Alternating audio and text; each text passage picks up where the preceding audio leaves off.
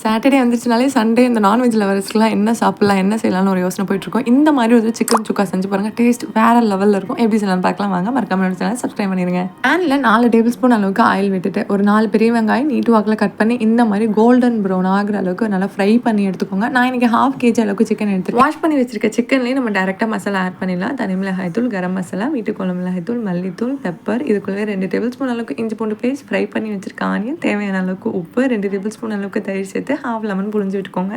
கொஞ்சமாக கஸ்தூரி மேத்தி சேர்த்துக்கோங்க. இருந்தால் ஓகே, இல்லைனா ஆப்ஷனல் தான். கொத்தமல்லி புதினா நைஸாக கட் பண்ணி சேர்த்து நல்லா மிக்ஸ் பண்ணி விட்டுட்டு ஒரு மூடி போட்டு 1 hour போல் ரெஸ்ட்டில் விட்டுருங்க. அப்போ தான் நல்லா சிக்கனோட மசாலா மேரினேஷன் ஆகும். ஆல்ரெடி ஆனியன் ஃப்ரை பண்ண ஆயிலே இப்போ நம்ம மேரினேஷன் பண்ணி வச்சுருக்க சிக்கன் எல்லாத்தையுமே சேர்த்துக்கோங்க. சேர்த்துட்டு தண்ணி எதுவுமே சேர்க்க வேணாம். அதுலேயே நல்லா எண்ணெயிலே நல்லா சிக்கன் வேகட்டும். அடிக்கடி நீங்கள் கிளறி விட்டுட்டே இருக்கணும் சிக்கனை, அடியில் எதுவும் ஒட்டாத அளவுக்கு. சிம்லேயே வச்சு ஒரு 10 minutes இந்த மாதிரி பண்ணிங்கன்னா சுவையான சுக்கா ரெடி ஆயிடுச்சு. கண்டிப்பாக ட்ரை பண்ணி பாருங்கள். உங்களுக்கு இது பிடிக்கும்னு நினைக்கிறேன். பிடிச்சிருந்தா லைக் பண்ணுங்கள். உங்களோட ஒப்பீனியன்ஸை கமெண்ட் பண்ணுங்கள்.